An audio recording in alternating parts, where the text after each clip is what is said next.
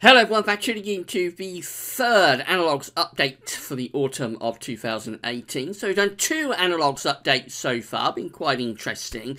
The first one focused on solar activity, and then last week's Analogues update focused on warm Junes. Got a little bit more to go on warm Junes to start off with for this Analogues update.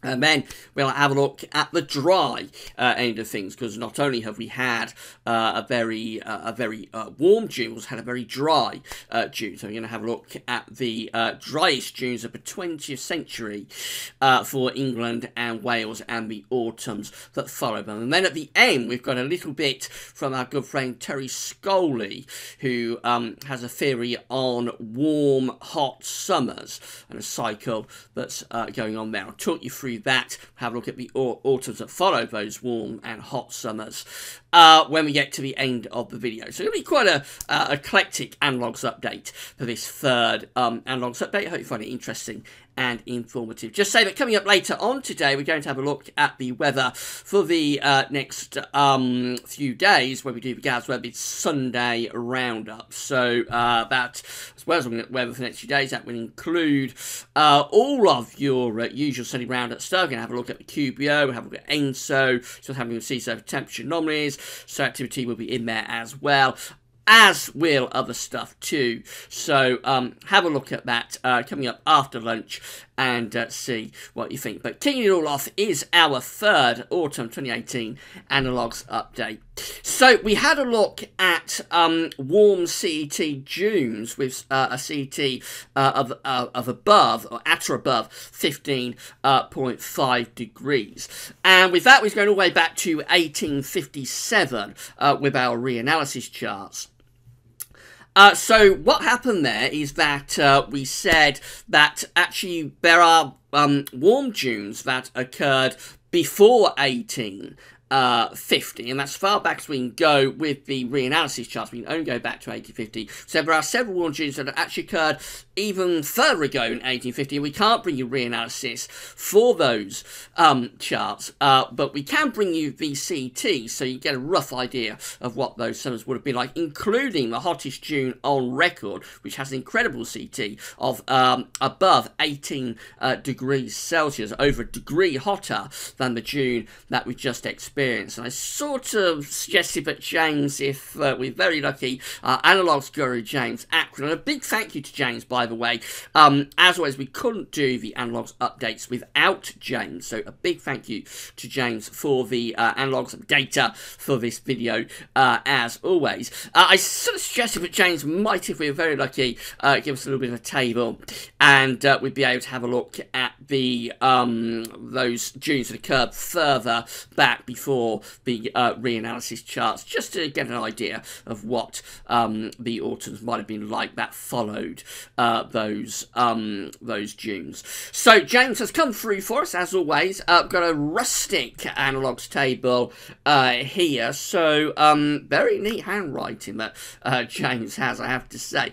So this is the idea. So this is 2017, that's the year column just there. This is the June CT column 4, and this is the CT for 2017, 16.0. It was a very warm June CT indeed. The September CT last year came out at 13.5, the October CT came out at 12.4, and the November CT came out at 16.8. So essentially it was a rather cool September. It was a very warm October, and then in November, close to average, but it did have a few colder interludes. And then as far as precipitation was concerned for the autumn of 2017, so we had a wet September, but we had a dry October, very dry October, and then November, I don't think the rainfall was too far from average during November.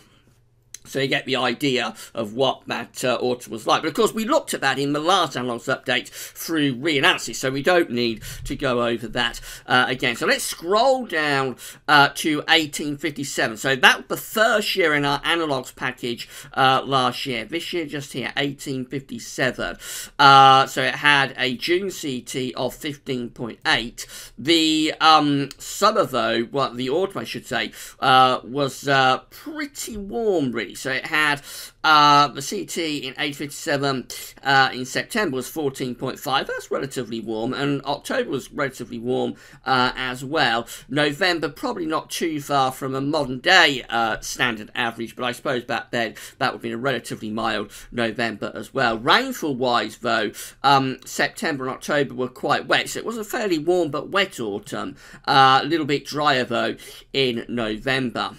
Right, so let's go back to those Junes that occurred before our analogues year, and we start off with 1846. This is that June I was just talking about. That is the hottest June on record within the CET. Has a CET for June of an incredible 18.2. Really, really hot June indeed. Absolutely incredible what happened there in 1846. Over a degree hotter than the June we've just experienced, and over a degree hotter than June 1976, which is kind of like the modern hottest day June on record. Excuse me. This is how the autumn looks for that year, 1846. So a warm September comes out at 14.7. But a cold October, that comes out at 9.5. That's quite a cold October indeed. And then November, probably close to average by modern standards. But again, back then it would probably have been that probably would have been a relatively mild October precipitation-wise, so a dry September, a warm and dry September essentially then. And then we go through to a very wet October with 148.8 millimetres, very wet October. And then quite a dry November. So October stands out as being wet and cold, but we see that September and November stand out as being relatively dry, and particularly for September, quite mild.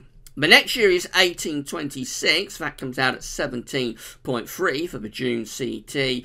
And this one has a cooler September at 13.6. So by modern day standards, that's a little bit cooler than average.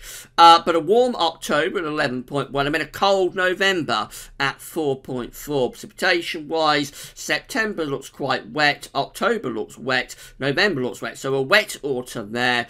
And getting progressively colder, certainly by November, quite a cold month.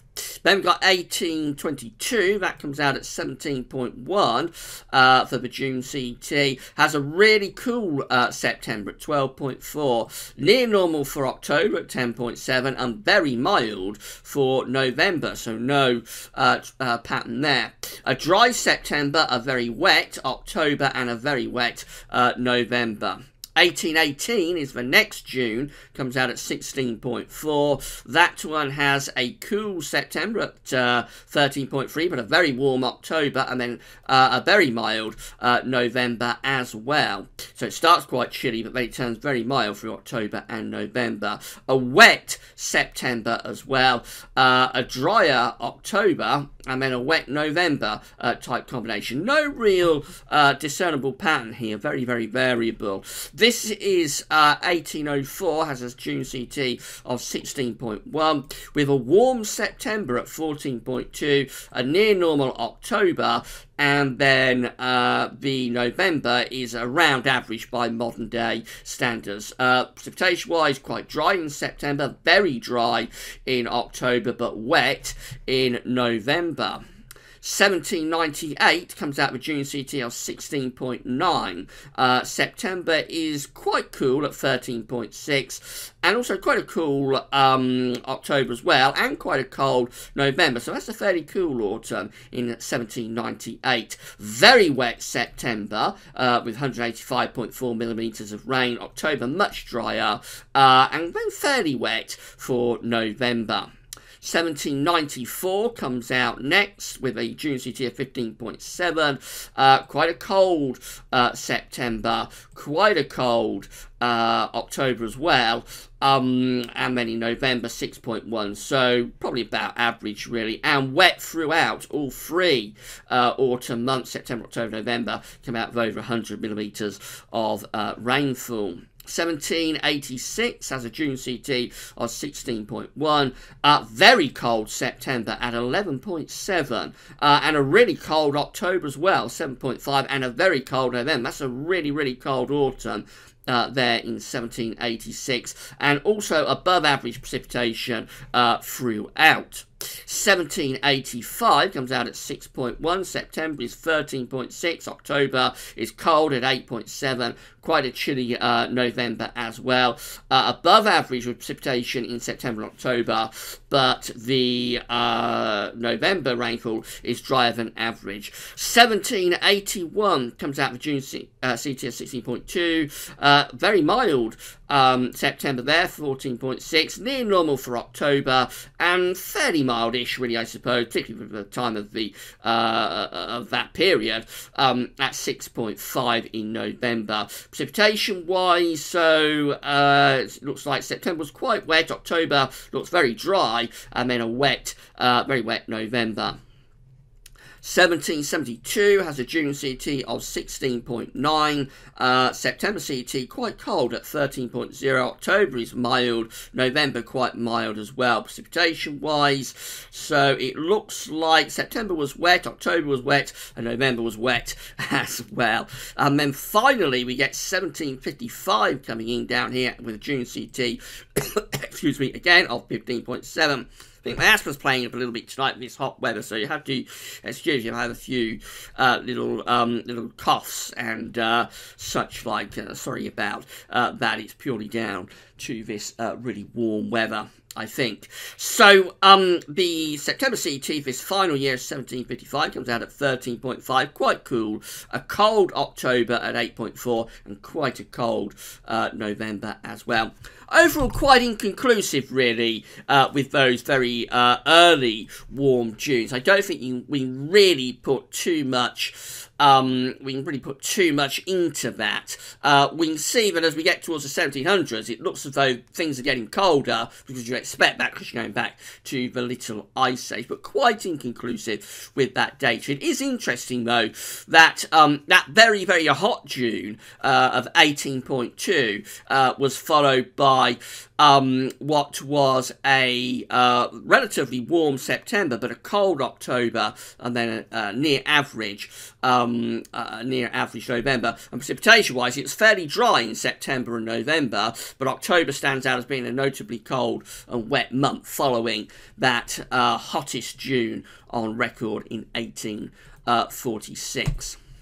Right, so let's move on and have a look at precipitation then, because this is the June 2018 rainfall anomaly chart set against 61 to 1990 from the UK Met Office. We see it was a very, very dry month for England and Wales indeed. It actually comes out, I think comes out as the 5th driest June on record. I'm pretty sure it's the 5th driest June on record. It's not 5th, it's 4, but I'm pretty sure it was the 5th driest June on record in terms of England and Wales rainfall. So we're going to have a look at some reanalysis for the driest Junes and the autumns that followed them from the 20th century. I'm not going back into the 1800s with our reanalysis for this. We're just going to have a look at the Junes from the 20th century. The first very dry June, I think it is actually the driest June on record, is June 1925. And this is what the autumn of 1925 looks like. It looks like it's a very unsettled autumn indeed, with below average heights across much of northern Europe and above average heights out in the Atlantic. The flow and the jet doing something like that. So not a particularly cold autumn. It's an Atlantic southwesterly flow, but very wet autumn in 1925, following the driest June on record.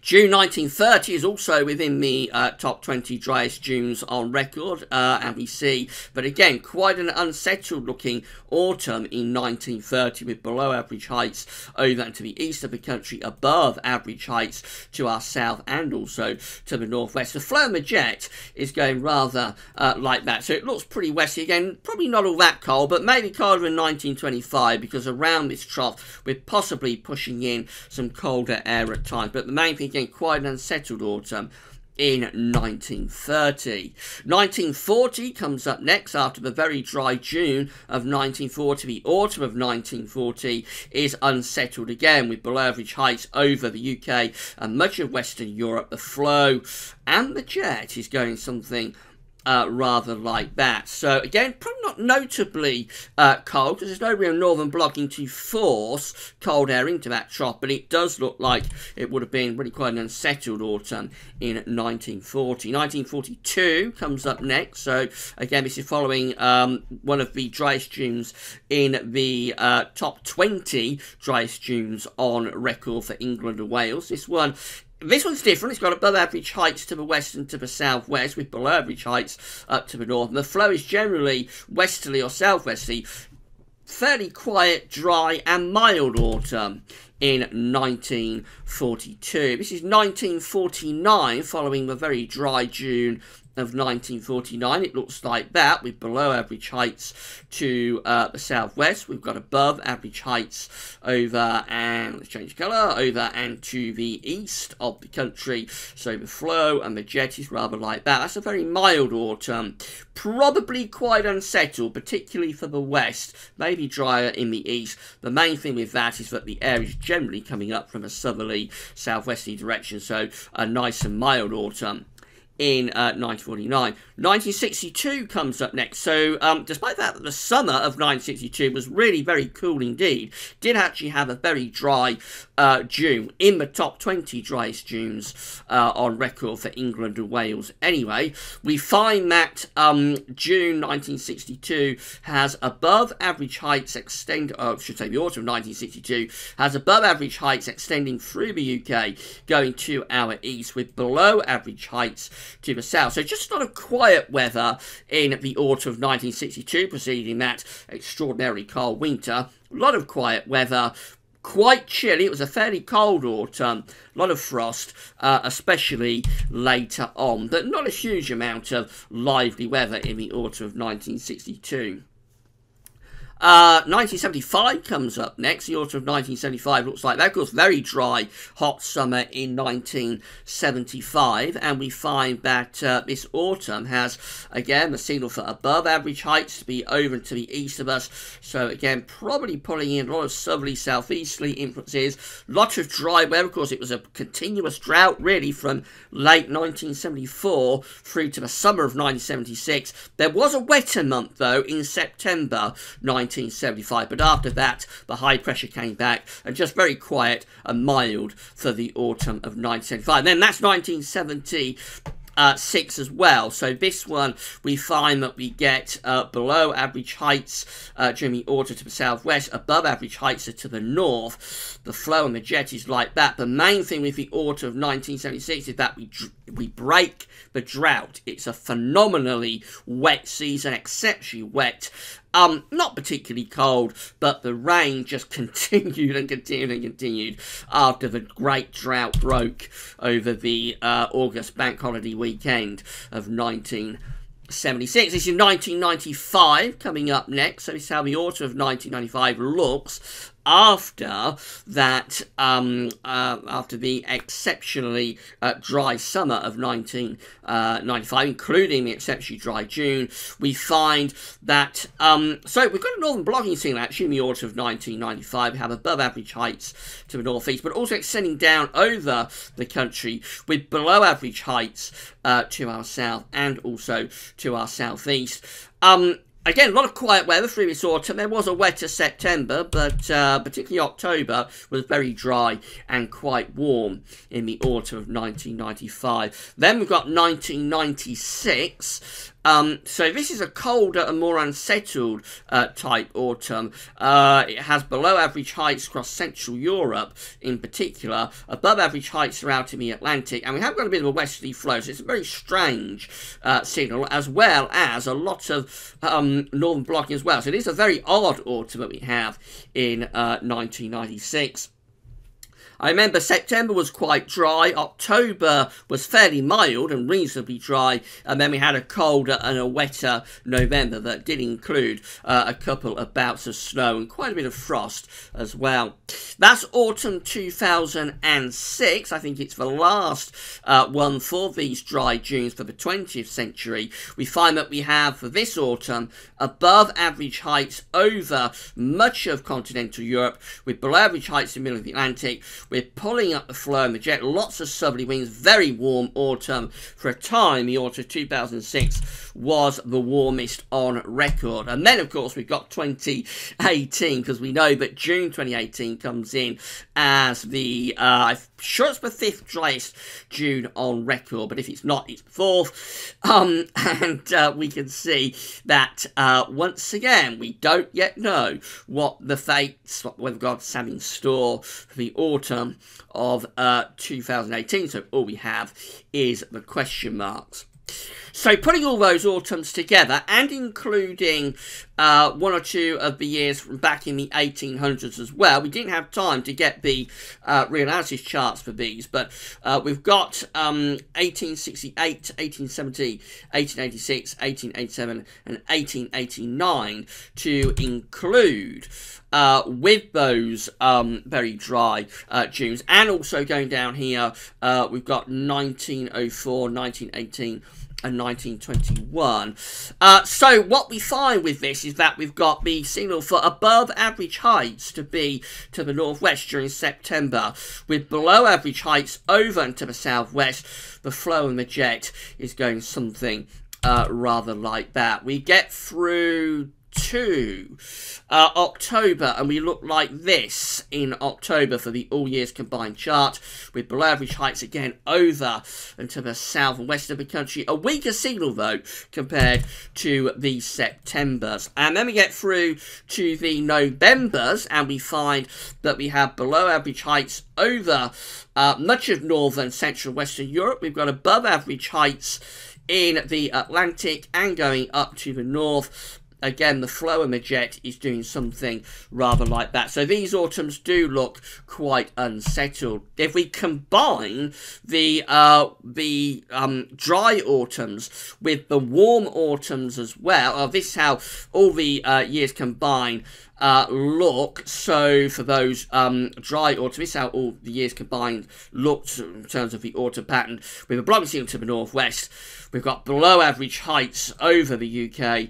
The flow and the jet is going something rather like that. Now, if we combine all of the dry years with all of the warm years, this is what we come out with. We have fewer analogues to go with, but this is what we come out with. We find that we have below average heights over Scandinavia and the UK. We've got above average heights around Greenland, and the flow and the jet with these dry and warm June, autumns following dry and warm Junes. Looks like that. It's an unsettled looking signal. Then in the Octobers, we find that we've got the above average heights through the Northern Atlantic going up to Greenland. We've got below average heights over the UK and to the west of the country. Flow and the jet is going rather like that. And then in the Novembers, we look like this. Very unsettled in the Novembers following these warm, dry Junes, with below average heights over to the east of the country. And we've got above average heights down to our south.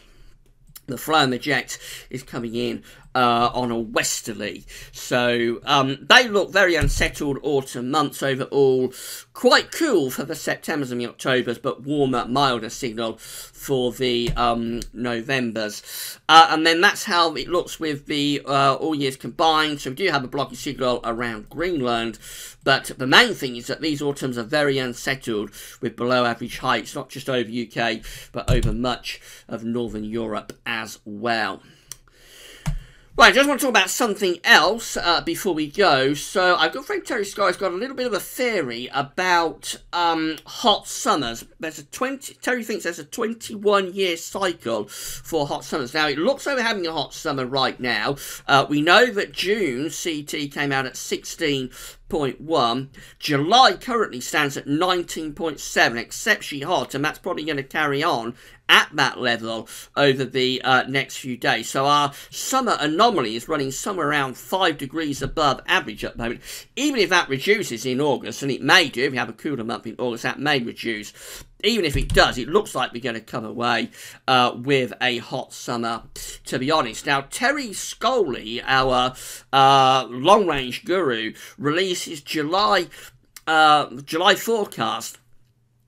around a week ago on the 1st of the month. And at the start of that, Terry was talking about the 21-year hot summer cycle that is in place. This is Terry's page, by the way, at GWV. Do have a look at this. It updates every month with the month-ahead forecast.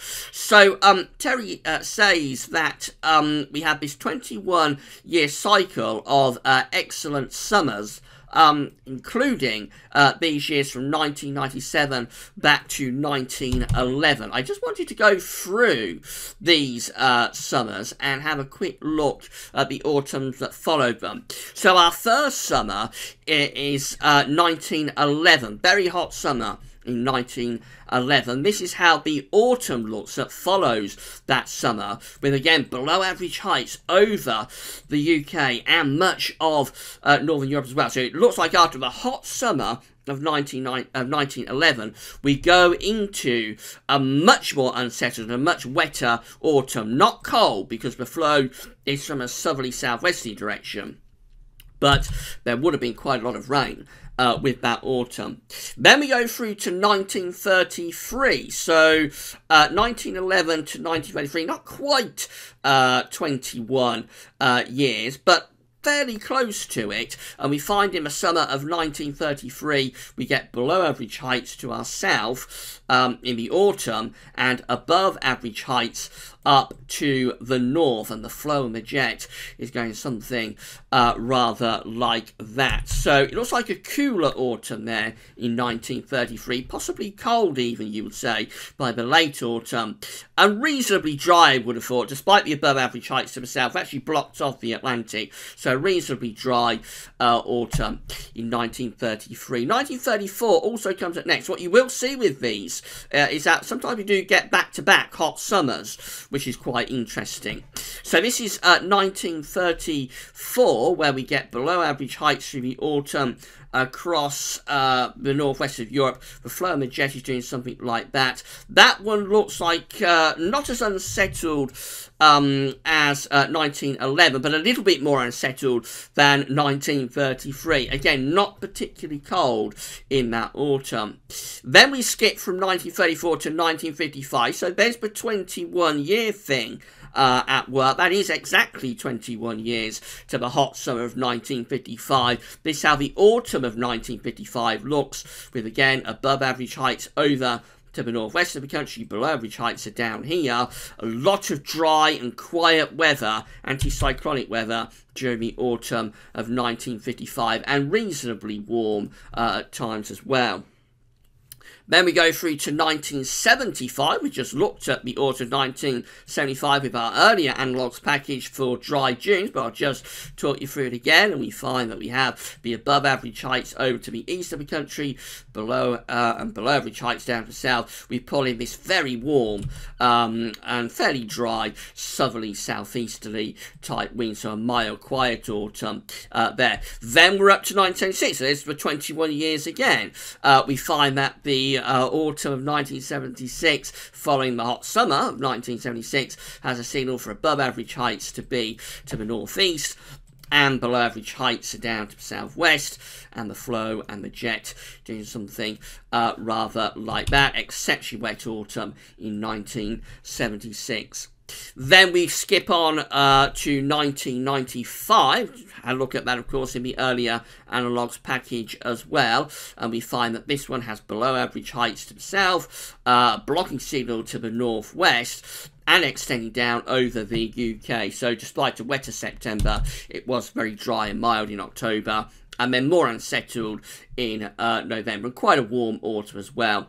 And then our last year is 1997. Again, there's that 21-year thing at work. We had a very hot August in 1997. This is how the autumn of 1997 looks. Again, very quiet autumn. A lot of these autumns are coming out fairly quiet, I think. Again, we have the above average heights over and to the north of the country, below average heights out to the Atlantic. Again, there was a lot of dry and quiet weather, particularly in September and October 1997. Things did turn a lot wetter in the Novembers. If we put all this together, this is how the Septembers come out following these hot summers within a 21-year cycle, and we have below average heights over the UK in the Septembers.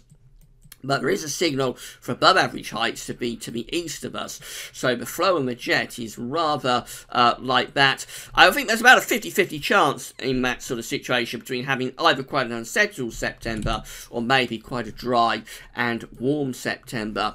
The Octobers look like this, and very interesting signal in the Octobers with a strong area of above average heights to the northwest of the country, and then we get the below average heights to the south. Lots of quiet weather. The Atlantic is blocked off and the jet stream is down here.